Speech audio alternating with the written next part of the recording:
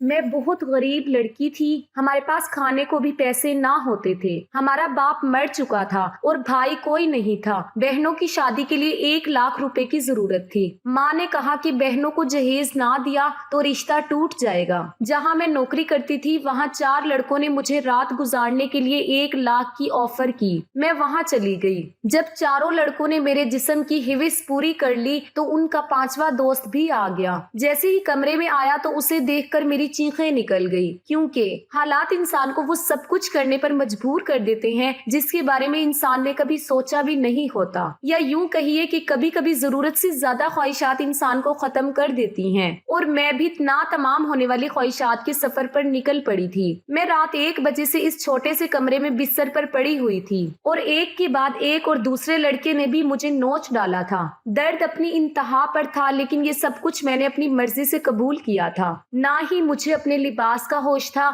और ना ही जिस्म में उठने वाली ठेसों का। 2 ही लड़कों ने मेरा हाल ऐसा कर दिया था कि मेरा सारा वजूद जख्मी हो गया था। ये सोचकर मेरी रूह कांप रही थी कि मजीद 2 लड़के और मेरे साथ अपनी हिवस पूरी करने वाले आने वाले हैं और मुझे पूरी खुशी से उन्हें वक्त देना है। मैंने कभी सोचा नहीं था कि मेरी जिंदगी की कोई रात ऐसी भी होगी। ये सब मैं एक भारी कीमत के इवज कर रही थी, इसलिए पीछे हटने का तो सवाल ही नहीं था। मेरी जिम्मेदारियां और मेरे घर वालों की ख्वाहिशात मुझे इस मकाम तक ले आई थी जहां मैंने एक ही रात में 4 लड़कों के साथ रात गुजारने की हामी भर ली थी। आम हालात में तो किसी लड़की के लिए ऐसा सोचना भी मुमकिन नहीं, लेकिन मैं जिस जगह खड़ी थी वहां मुझे ये फैसला करने में ज्यादा वक्त नहीं लगा था। वो सब सेहतमंद और तंदुरुस्त नौजवान थे जिनकी ताकत के आगे मैं कुछ भी नहीं थी। बिस्तर तक आने वाले दोनों नौजवानों ने ही लम्हों में मुझे काबू करके अपनी पूरी तरह हविस का निशाना बना लिया। ये पहली दफा था जब मैं किसी मर्द की लिमिट से आशना हुई थी। दूसरे लड़के के निकलते ही तीसरा लड़का भी कमरे के अंदर चला आया।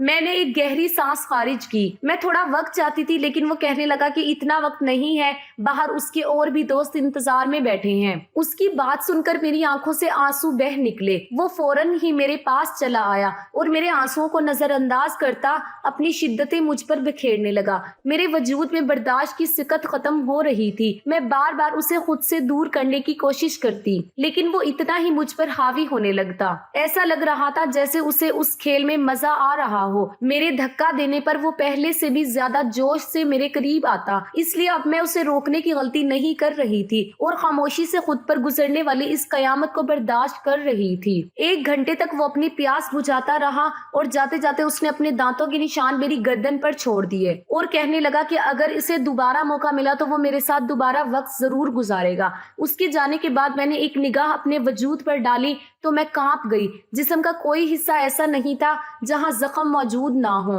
तीसरे नौजवान ने तो हद से ज्यादा मुझे जख्मी कर दिया था। जगह जगह उसके दांतों के निशान पेवस्त थे। मजीद 2 लड़कों ने भी 1 घंटा मुझे इसी तरह अपनी हविस का निशाना बनाए रखा। उन लोगों ने मुझ पर जरा भी रहम नहीं किया, और आता भी क्यों। उन्होंने एक बड़ी रकम के बदले मेरी एक रात खरीदी थी। वो तो अपना हिस्सा वसूल कर रहे थे और ये एक रात मेरी जिंदगी की स्याह तरीन रात बन गई थी। मेरा हाल ऐसे था कि मुझे कुछ होश नहीं रहा था। मैं खुद से करवट बदलने के काबिल भी नहीं रही थी। आहिस्ता आहिस्ता तकलीफ से मेरी आंखें बंद होने लगी थी। और जब ये तीनों लड़कों ने मुझे बताया कि उनका एक चौथा दोस्त भी आ गया है, मुझ में इतनी हिम्मत भी बाकी नहीं बची थी कि मैं उन्हें इनकार कर पाती या मजाहमत कर सकती। जैसे ही 5वां लड़का कमरे में दाखिल हुआ और मेरे बिस्तर के करीब आया तो मुझे देखकर उसकी चीखें निकल गई। वजह जानकर आपके भी रोंगटे खड़े हो जाएंगे। मेरा नाम बुशरा था और मेरी उम्र सिर्फ 20 साल थी। मैंने ग्रेजुएशन कर रखी थी, लेकिन आज के दौर में ग्रेजुएशन कुछ भी नहीं होती। लोग मास्टर्स करके भी डिग्रियां हाथों में लिए सड़कों की धूल समेट रहे होते हैं। इस बात का सही तरीके से अंदाजा मुझे इस वक्त हुआ जब मैं नौकरी की तलाश के लिए निकली। हर कंपनी के आगे नौजवानों की एक बड़ी सी लाइन सी लगी होती जो अपनी बारी के मुंतजिर होते। ऐसे में मुझ जैसी लड़की की नौकरी कहाँ हो सकती थी, जिसके पास ना ही तजर्बा था और ना ही कोई बड़ी डिग्री। मगर नौकरी ढूंढना मेरे लिए अव्वलीन जरूरत और तरजीह बन चुका चुका था क्योंकि अब्बा के इंतकाल ने हमारी कमर तोड़ दी थी। अब्बा घर में वाहिद कमाने वाले थे और हम 3 बहनें बिन ब्याही घर में मौजूद थी। मेरी बड़ी बहन ने कोई तालीम हासिल नहीं की थी, इसलिए कमाने की जिम्मेदारी उसकी बजाय मेरे कांधों पर आ गई थी। मैं घर से बाहर निकली तो मेरे होश ठिकाने आ गए। मैं तो बाहर की दुनिया को बहुत आसान समझ रही थी, लेकिन अब मुझे समझ आया था कि अब्बा कितने जितन करके हमारे लिए रोटी कमाते थे। मैं हमेशा ही अब्बा से इस बात पर नाराज रहती थी कि वो हमारी ख्वाहिशात पूरी नहीं करते। मेरी नाराजगी पर अब्बा का चेहरा हमेशा उतर जाता। बड़ी मोहब्बत से मुझे पुकार कर कहते हैं, बुशरा तू फिक्र ना कर, एक दिन तेरे भाग भी जाग उठेंगे। लेकिन मुझे वो दिन अपनी किस्मत में आता नजर नहीं आता था।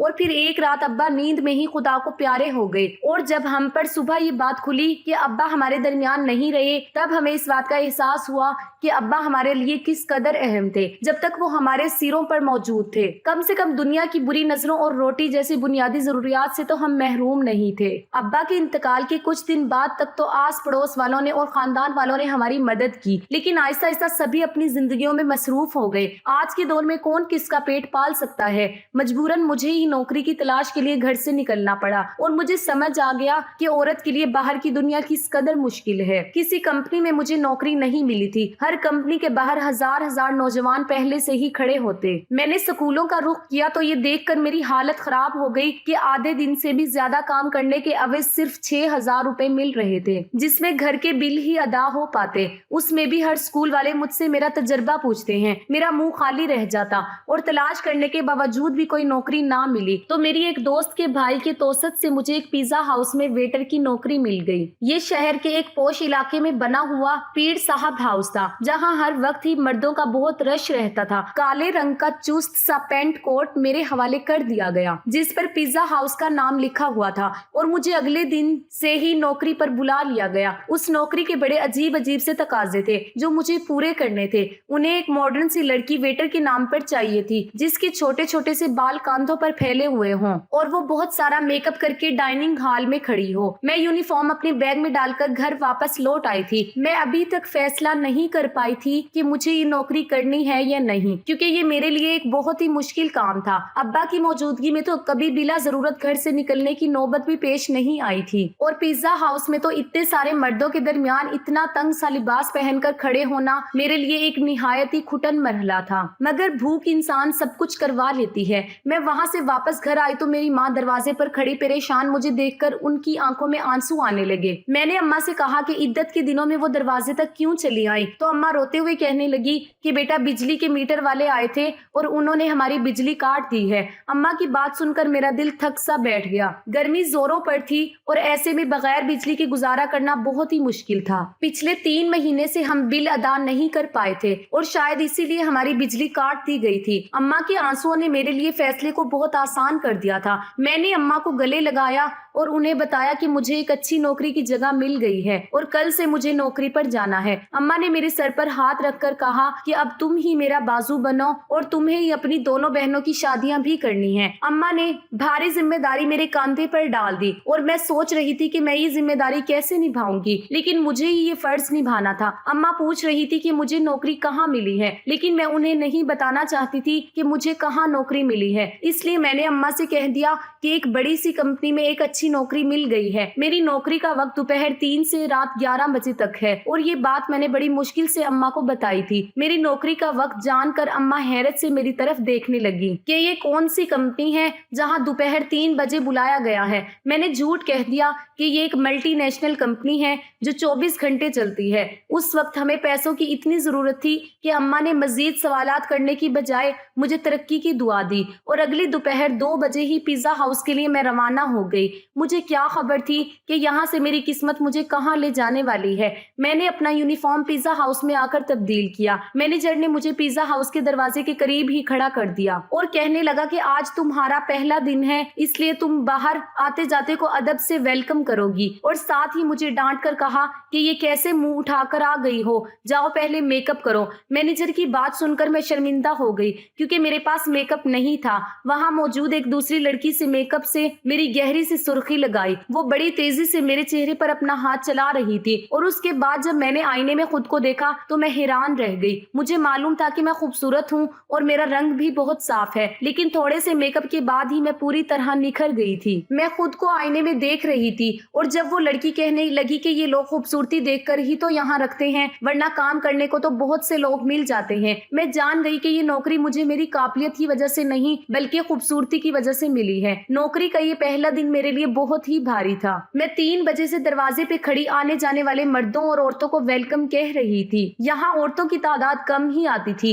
ज्यादातर मर्द ही आ रहे थे। रात गए तक मेरे पैरों में बहुत ज्यादा दर्द हो चुका था और अभी मुझे वापस बसों के धक्के खाते हुए घर भी पहुंचना था। 12-1 के करीब मैं घर पहुंची थी। अम्मा मेरे इंतजार में जाग रही थी। मैंने अम्मा के साथ बैठकर खाना खाया और फौरन ही बिस्तर पर लेट गई। मुझे अब्बा की बहुत याद आ रही थी। अब्बा मेरे सबसे ज्यादा नखरे उठाया करते थे, फिर भी मैं हमेशा उनसे किसी न किसी तरह बात पर रूठ जाती थी। पैरों की तकलीफ से तड़पते तड़पते कब मुझे नींद लग गई पता ही नहीं चला। अगले दिन मैं दोपहर के 2 बजे घर से निकल गई। आज मुझे दरवाजे के पास खड़ा नहीं किया गया था बल्कि एक ऑर्डर लेने का काम दिया गया था। ये काम मुझे थोड़ा सा आसान लगा क्योंकि कुछ ही देर में अंदाजा हो गया ये काम बिल्कुल भी आसान नहीं है। मैं जिसके पास भी ऑर्डर लेने के लिए जाती उनमें से अक्सर मर्द मुझे सर से पांव तक देखते और मुस्कुराते, बदले में मुझे भी मुस्कुराहट का तबादला करना पड़ता क्योंकि ये मेरी नौकरी का तकाजा था। जानबूझकर ऑर्डर देने में काफी वक्त लगाते और कभी कभी तो ऑर्डर देते वक्त इस कदर करीब आ जाते कि मेरा सांस रुकने लगता।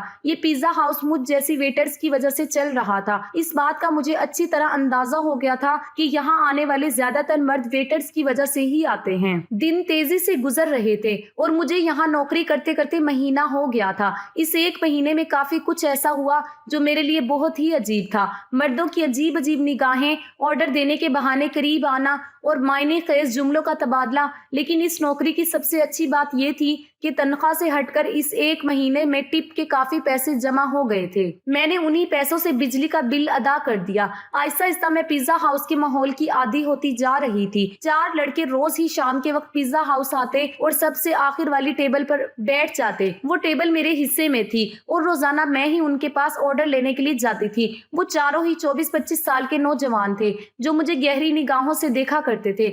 आज भी मैं उनके पास ऑर्डर लेने के लिए गई तो उनमें से एक पूछने लगा, तुम यहाँ बहुत मजबूरी में नौकरी करती हो ना? मैंने हाँ कह दिया। उसने फौरन ही अपना कार्ड निकालकर मेरे आगे रखा और कहने लगा, तुम बहुत ही शरीफ लड़की लगती हो, अगर कभी किसी मदद की जरूरत पड़े तो याद कर लेना। बिना सोचे समझे ही मैंने वो कार्ड उठाकर अपने कोट की जेब में रख लिया तो वो मुस्कुरा उठा। उसके बाद ये सिलसिला चल पड़ा। रोज ही मैं उनका ऑर्डर लेने जाती हूँ और उनमें से कोई ना कोई मुझसे कोई सवाल पूछ लेता। रोजाना होने वाली इस मुलाकात की वजह से हमारे दरमियान थोड़ी सी बेतकल्लुफी आ गई थी। दूसरा महीना भी एक पलक झपकते गुजर गया। फिर अम्मा ने एक दिन मुझे बताया कि बड़ी बहन के लिए बहुत अच्छा रिश्ता आया है और वो लोग जल्दी शादी करना चाहते हैं। अम्मा की बात सुनकर मैं परेशान हो गई क्योंकि अभी तो मैंने घर का खर्चा ही अपने कंधों पर उठाया था। शादी की जिम्मेदारी का तो मैं सोच भी नहीं सकती थी। अम्मा कहने लगी, तू अपनी कंपनी से लोन ले ले, कितनी तो बड़ी कंपनी है, लाख रुपए लोन मिल गया तो तेरी बहन की अच्छे से शादी हो जाएगी।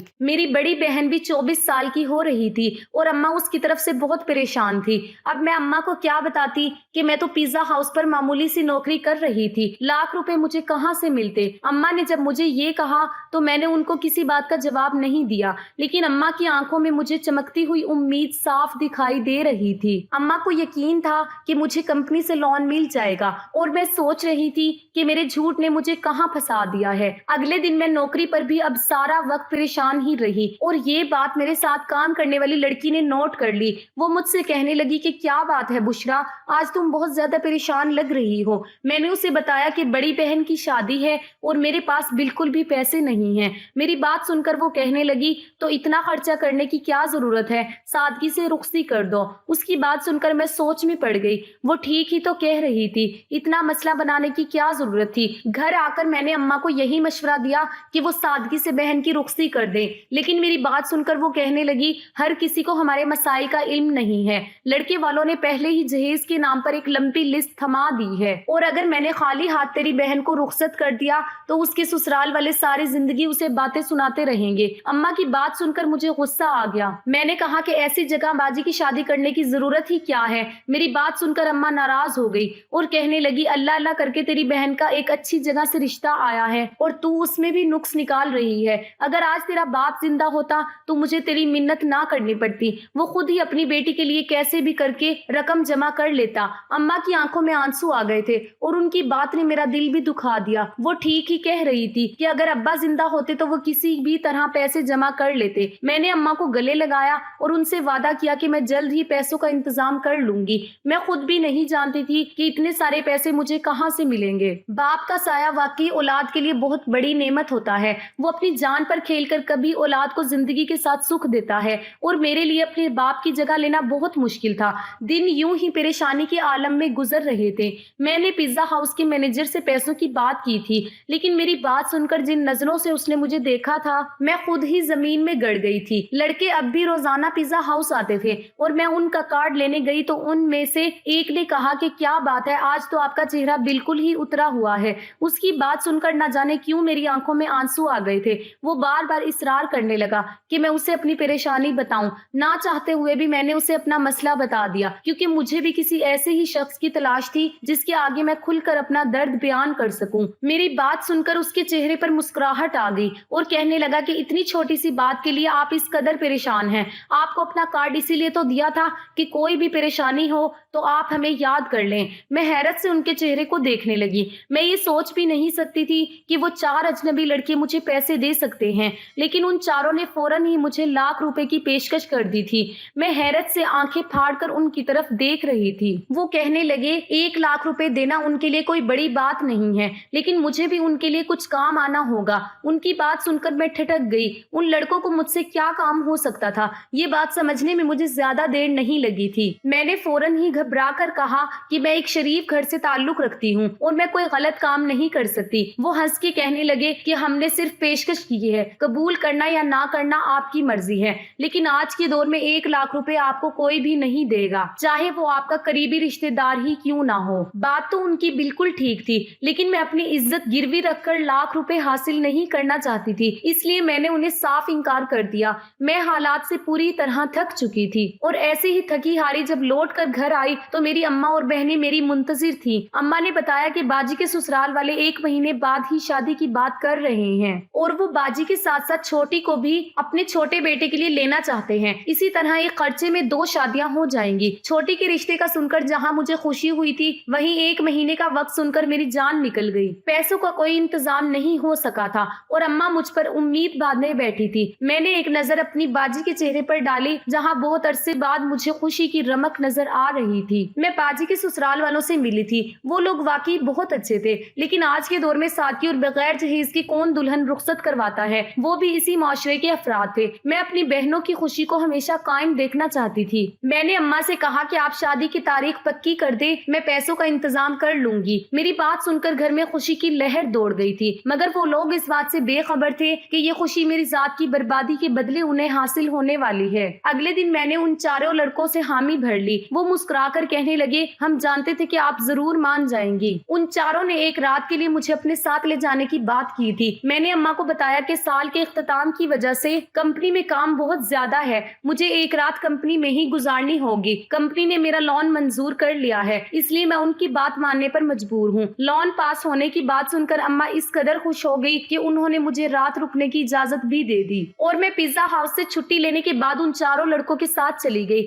उन चारों ने मुझे अपनी दरंदी का निशाना बना डाला और जब 5वां लड़का अंदर आया तो मुझे देखकर उसकी चीखें निकल गई, क्योंकि पूरा बिस्तर खून में भरा हुआ था और मैं अपनी जिंदगी की शायद आखिरी सांसें ले रही थी। उसने फौरन ही मुझे अपनी बाजुओं में उठाया और गाड़ी में डालकर छोटे से अस्पताल में ले आया, जहां शायद उसका कोई जानने वाला ही डॉक्टर था। कई घंटे आईसीयू में रहने के बाद मेरी हालत कुछ बेहतर हुई थी, लेकिन मेरा जख्म वजूद मेरी बर्बादी की गवाही दे रहा था। वो लड़का उन चौथों का ही दोस्त था, लेकिन उसके अंदर इंसानियत अभी बाकी थी। उसे मुझ पर रहम आ गया था, वरना शायद मैं इसी बिस्तर पर दम तोड़ जाती। मैंने अम्मा को फोन करके बता दिया था कि मेरी कंपनी से छुट्टी नहीं हुई है। उस लड़के ने अस्पताल का सारा खर्चा खुद उठाया और उसके दोस्तों से लाख रुपए लेकर मुझे दे दिए थे। वो चारों बहुत अमीर कारोबारी लोग के बेटे थे, जो चाहते तो बगैर मुझे बर्बाद किए भी मेरी मदद कर सकते थे। मेरे ठीक होने पर मुझे अस्पताल से छुट्टी मिल गई थी और रकम भी मेरे हाथ आ गई थी, लेकिन अब कुछ भी पहले जैसा नहीं रहा था।